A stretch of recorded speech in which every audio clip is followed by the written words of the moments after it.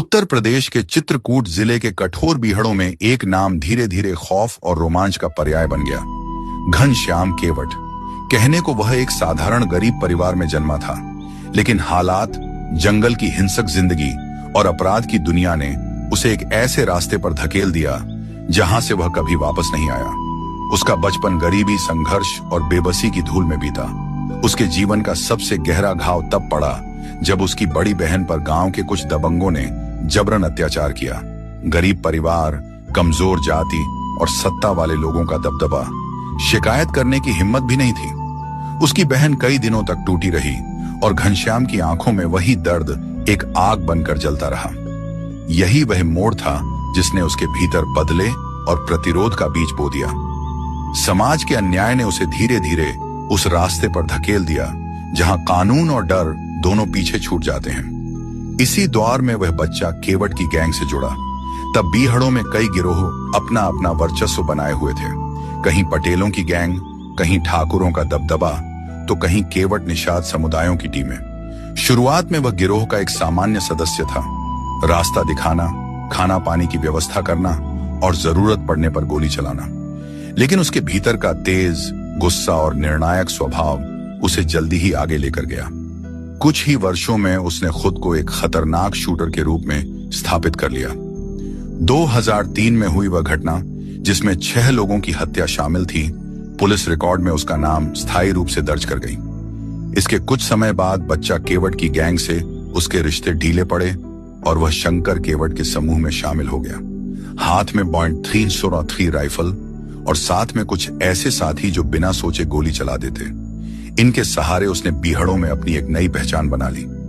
वर्षों में उसने कई गंभीर अपराध किए, अपहरण, फायरिंग, सूचनाकारों की हत्या और व्यापारी परिवारों को धमकाना, लूटना। पुलिस उसकी तलाश में थी, पर उसकी वारदातों की खासियत थी तेज हमला और उतनी ही तेजी से गायब हो जाना। 2008 में एक एसओजी जवान की हत्या ने पुलिस को और भड़का दिया। उसके सिर पर इनाम बढ़ाया गया और उसके खिलाफ लगातार अभियान चलने लगे।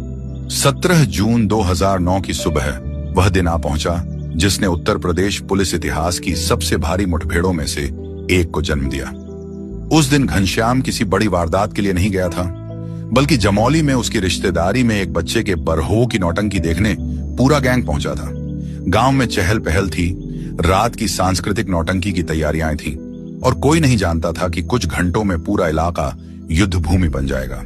शाम ढलने किसी मुखबिर ने पुलिस तक खबर पहुंचा दी कि घनश्याम अपने गैंग के साथ जमौली में है। सूचना इतनी पक्की थी कि पुलिस ने पूरी ताकत झोंकने का फैसला किया। रात होते ही पूरे इलाके को घेरने के लिए लगभग 400 पुलिसकर्मी लगा दिए गए। गांव खाली कराया गया और पुलिस धीरे धीरे उसकी तरफ बढ़ने लगी। जैसे ही पुलिस नजदीक पहुंची, घनश्याम और उसके साथियों ने खपरेल वाली छतों से फायरिंग शुरू कर दी। घनश्याम के साथी एक एक करके वहां से निकल गए, लेकिन घनश्याम नहीं भागा। अकेले ही 400 पुलिस वालों से चलाता रहा। हर गोली इतनी सटीक कि कई पुलिसकर्मी घायल हो गए। 4 ने तो वहीं दम तोड़ दिया।